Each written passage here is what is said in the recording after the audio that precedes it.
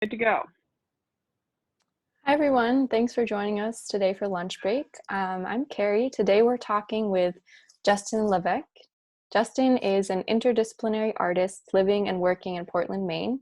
He has sailed aboard a container ship from Maine to Iceland and served as a fellow at the Arctic Circle residency. He explores topics including the relationship between the natural world and technology, consumption and economic development through image-based, sculptural, and site-specific projects. His work also appeared in our exhibit, Networked. Thanks so much for being with us, Justin. For everyone listening, we will have a Q&A portion at the end for some audience questions. So you can send those in throughout the talk through the Q&A box, which you'll find at the bottom of your Zoom screen. So to start off, can you give us an overview of your work and the mediums and subjects that you use?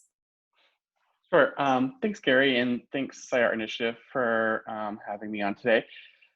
Before I jump in, I just want to do a quick land acknowledgement. I'm joining you today from my home in Maine, located on the traditional territory of the Wabanaki Confederacy, which is currently comprised of the Penobscot, Passamaquoddy, Maliseet, and Micmac peoples.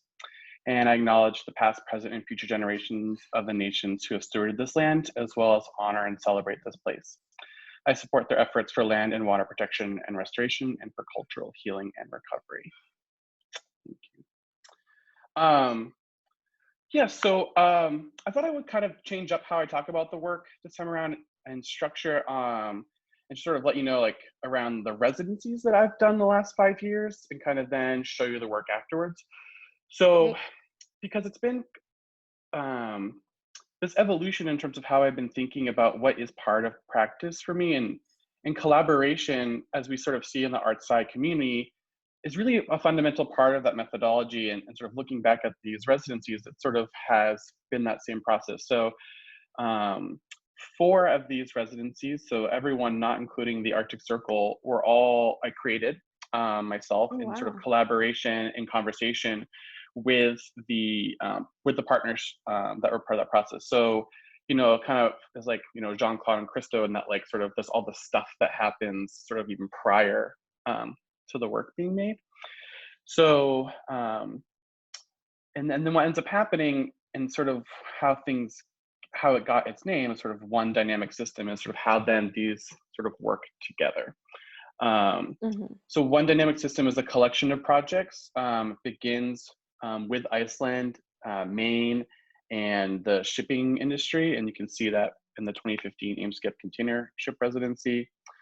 And then from there, exploring that system kind of revealed other systems for me, oceans, coast, the North Atlantic, transportation, supply chains, this concept of ice or historical ice moving through history and time, but also how we used to harvest it and not be made in refrigerators. And then civics, conspiracies about the Arctic, science, and then also the people who live there and have been living there. So it may work underneath that framework. I'm trying to ask, what are the implications of those sort of experiences with an increasingly screen-oriented digital experience? How does technology change the way that we think about our interaction with the image and the landscape? In what ways do images on the internet shape our views about the Anthropocene? And are images now objects or objects now images? And that last one becomes kind of clear in how the work goes. So this is an image I made on the Eamskip residency, sailing from Maine to Iceland. And I had this like sort of life-changing experience on the ship in terms of how I experience time. One day at sea feels like 3 days on land. And that became this like really disorienting experience and set up how I was going to be approaching the other sort of environments on the ship. So I would photograph the material culture and spend like lots of time in each space. I made these portraits of the crew and interviewed them, and then released actually a podcast like live from the ship. It was cool.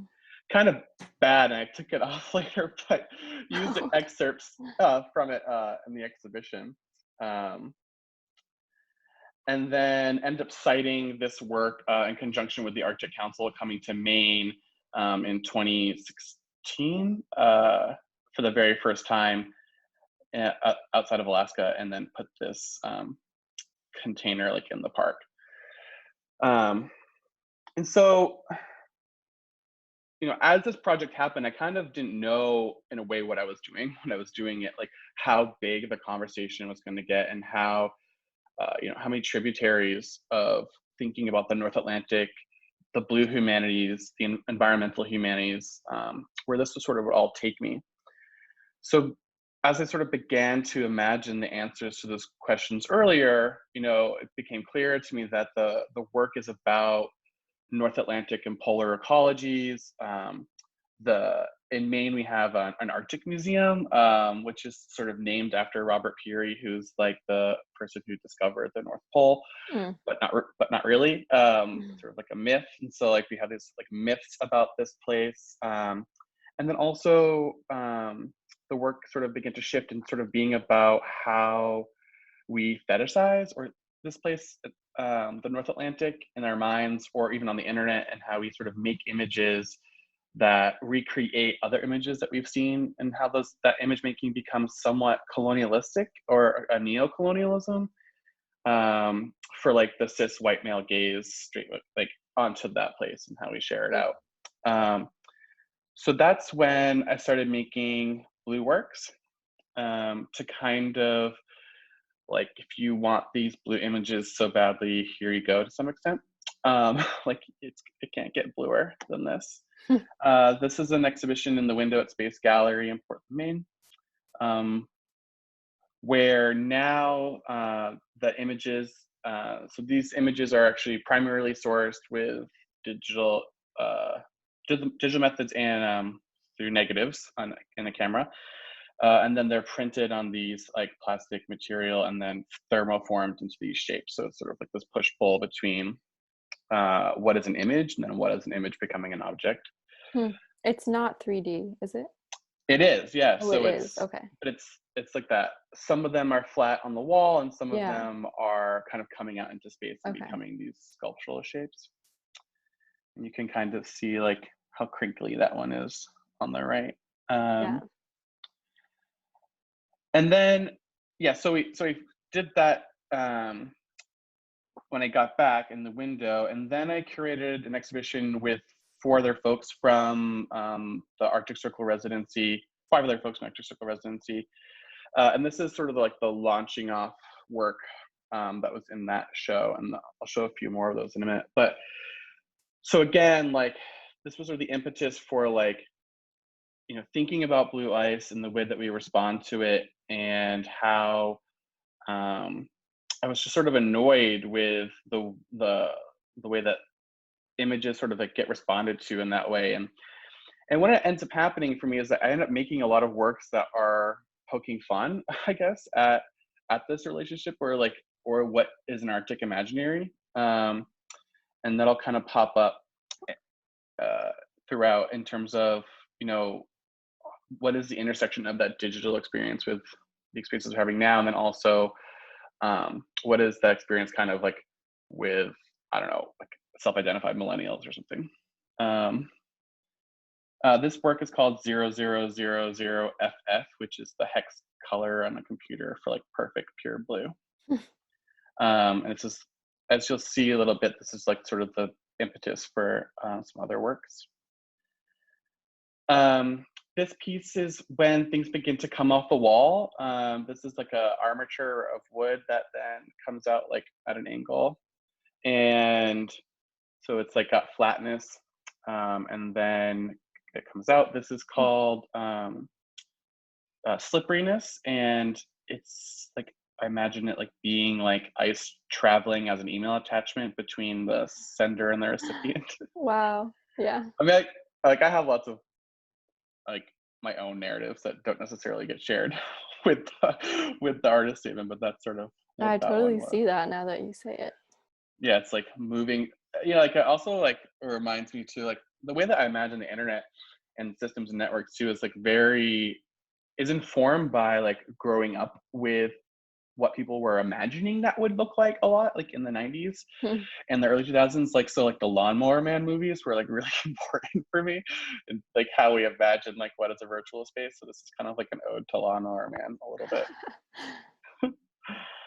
While I was on the ship, so while I was on the ship before, the first time I was thinking about time a lot, right? And so then one of the goals I had when I went to the Arctic was that I wanted to figure out how I could represent time, represent that sense of discordant time, why time felt longer at sea. And so these are shot with an iPhone. And I mean, there's probably like a BuzzFeed article about like long cats out there, I think, where you can like make a cat longer by moving your pano with it. But I hadn't seen that yet. And use the same method to create these triptychs. You can see the other one right here.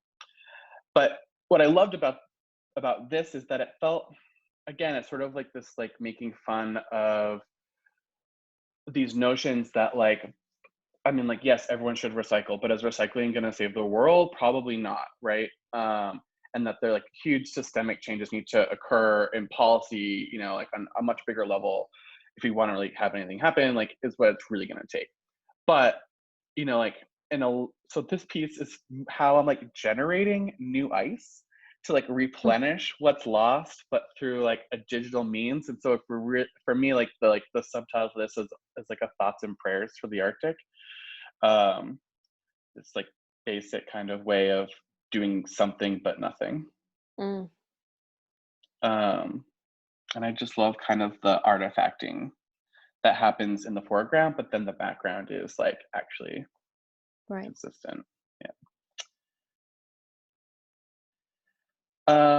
So again, trying to kind of create immersive environments where people are thinking about climate change, but also kind of like creating a theme park for the Arctic, where, so this is called Walking Safely in Slippery Conditions, where I've put the ice like on the ramp in the gallery, and you're able to walk on it, right? But it's this simulacrum. It's obviously fake. It's not really there, and it's sort of this way to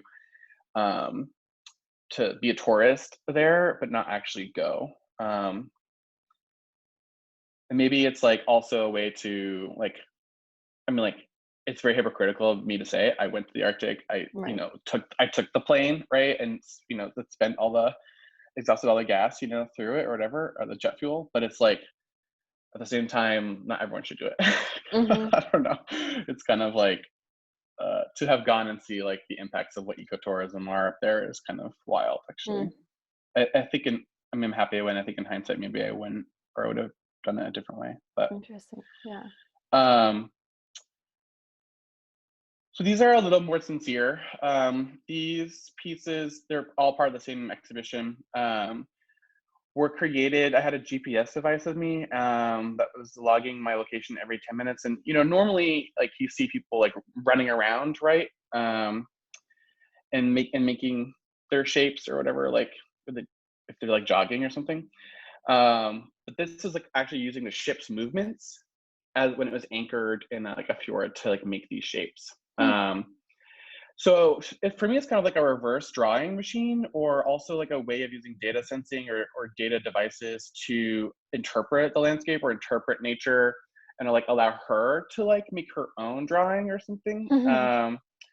And yeah, I mean, so I'm doing other projects that are based on that, but I did a series of 9 of these. And it's, yeah, I mean, I just like that the way that the ship anchored becomes the pencil, becomes the mark making tool, that the data can be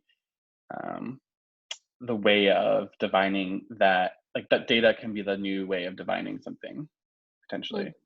The piece in front of that is called A Persistent Body for Your Convenience, which is a foam glacier, which you can sit on and look at this piece, but it's for millennials who don't want to like also get wet on the glacier or like do it safely.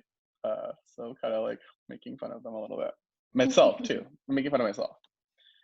And then this piece showed up in a different format at the Center for Maine Contemporary Art. It's called Other Dreams of a Surface to Scroll Infinitely.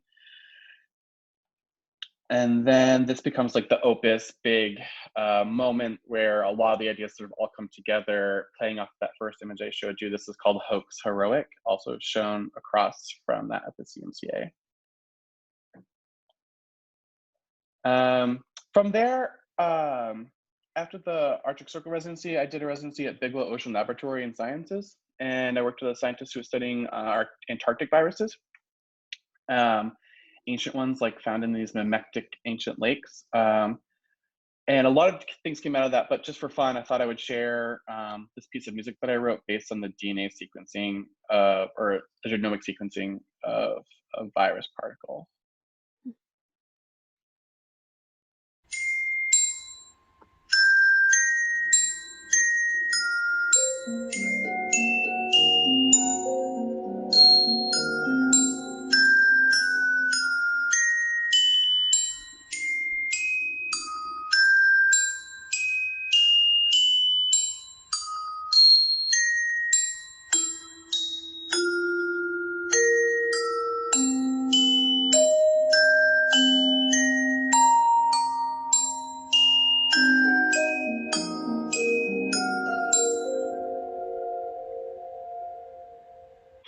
Wow, great. Thank you so much. Yeah, thank you. Will you tell us what you've been working on more recently? Yeah, sure. So what came next is softer sets. And this is sort of like when, things become a little fuzzier, a little harder to define in terms of like mathematical equation. And so I was able to convince the Microsoft New England Research and Development Center to let me do a residency there at their makerspace back in October. Big thanks to them if they're listening. It was a wonderful experience. And this is what I have been struggling with in my practice in a sort of regional or local sense was that there were all these technologies and things that I wanted to be interacting with and incorporating, but the way that that's publicly accessible is like very limited in Maine. You really have to like go to Boston, which is like 2 hours. And actually, I took the train down every morning from my house. It's like a 3-hour train drive, and then take a train ride, and then a 3-hour train home every day for like a month. So it was super amazing, and I just wanted to like use every second I could to like use this technology. So this is a Jachroic vinyl that's been UV printed, and what's interesting or cool about this is that it changes how it looks color-wise based on the light. Wow. And these are about 8 by 10.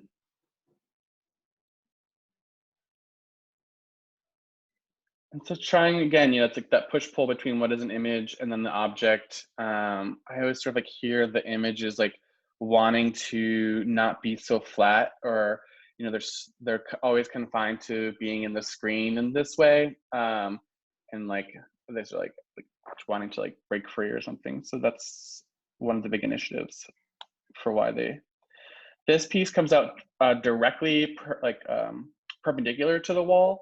What was really cool about the Microsoft experience too is they had 3D printers, so I got to design and produce all my own hardware, custom. Because that was another challenge, is like how do you get something on a wall in the way that you want it? So these are custom designed and 3D printed hardware. I went there with like design challenges in a way, right? So like, how do you get a cobalt glass hand to like also like be perpendicular to the wall? So we made a mold inside and then scanned that mold and then 3D printed that mold in order to like make this thing. So this one's called, actually let me back up. These are called ghost nets. These are called vital signs. And then this is called Now I Know. And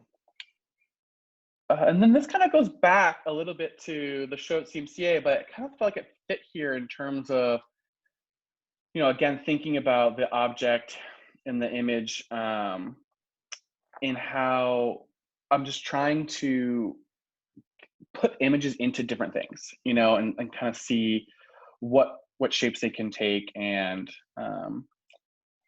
the way that something can even be like what is an ephemeral image as well. potentially. Yeah. And then, yeah, I mean, so that's sort of like what I've been up to in the most recent in terms of exhibiting. There were a bunch of more pieces that were from the, this is sort of like a very small selection, but, with everything going on, I've had to postpone a couple of different shows. Of course, yeah. No pictures and that kind of stuff. But yeah, that's sort of where that stops. Yeah, I love how you called it softer sets of work. I think that's interesting. Like some things are more definable or came from a distinct place or question, and some are softer. I think that's really interesting. Thanks. So yeah, as you were saying, it's a strange time to be creating art and trying to put up exhibits, but how can we follow along with what you're doing or see what you're up to next? So prior to all that's happening, I got a residency. I created it with the New England Ocean Cluster, which is like a incubator ocean-based business. And right when they opened, it got everything closed down. But I had already kind of started thinking about like some of the work that I would maybe do there.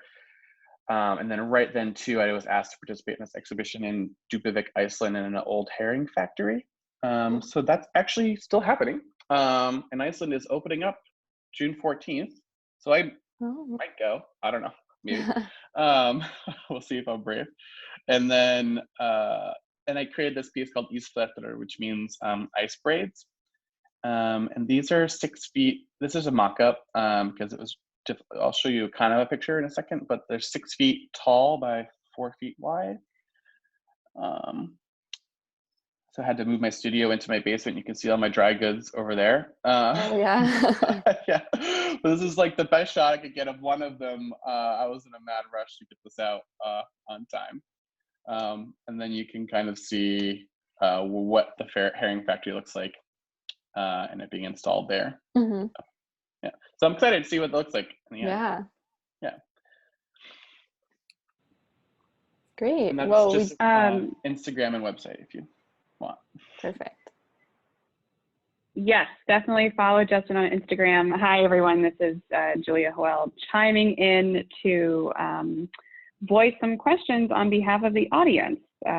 So interesting times that we're in, Justin, and I hope you're able to make it to Iceland.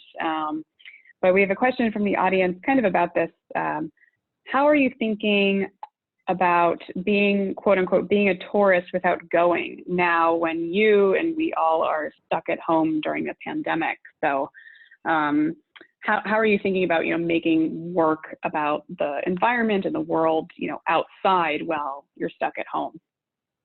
I mean, I think it's kind of great in a way that we're all having to have that question to ourselves, a lot of us, like, how do I, make meaning and from this place? I mean, I am a person who lives with a chronic health condition and a disability to some extent. And so like that world being accessible to me was actually like really, like when I went, it actually was super inaccessible to me and actually very dangerous for me to be there. But I made it happen because like I really wanted to go.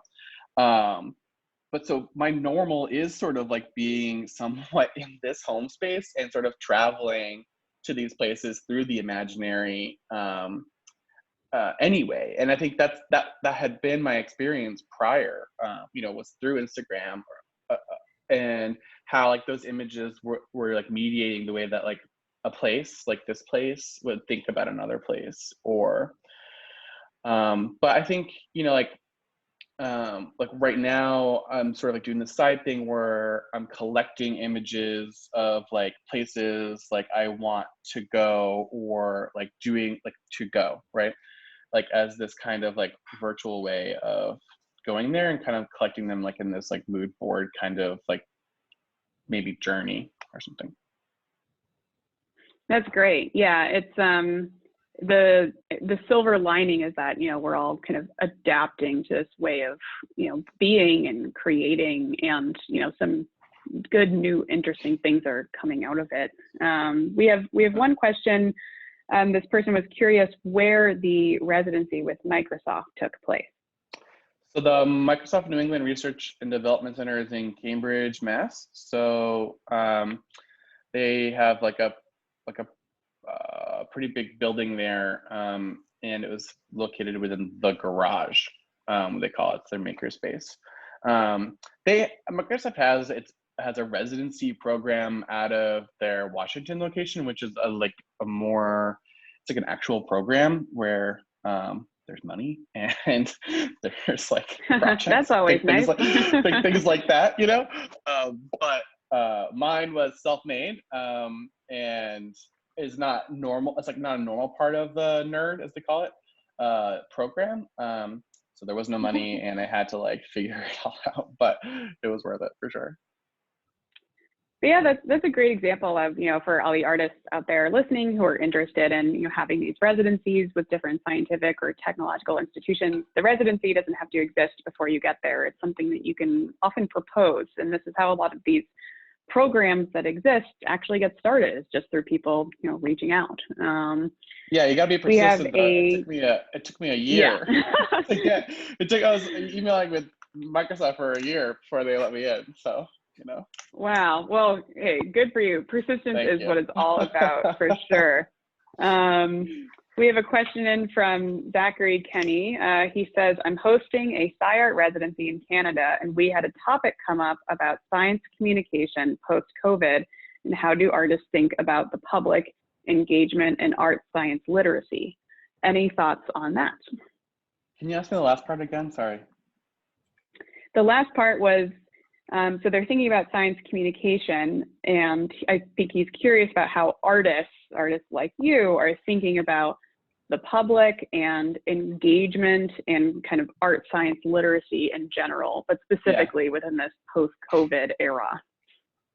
I mean, I think if anything, I think a post-COVID era, if anything, I would hope that it sort of, there is a kind of like more innate sense of the body, right? And I think a more innate sense of the body, and a lot of times for me, like connects to those bigger issues, like a more direct line, because I think you have to like kind of become aware of the body before you can even become aware of some of these other things. It's like the sort of like self-awareness.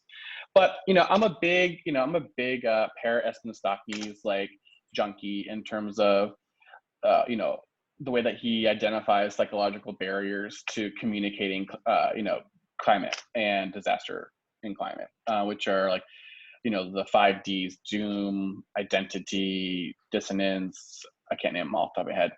But and how those are the things that interrupt that, and that artists and writers and musicians and that scientists are really bad at communicating that. Like, so he says.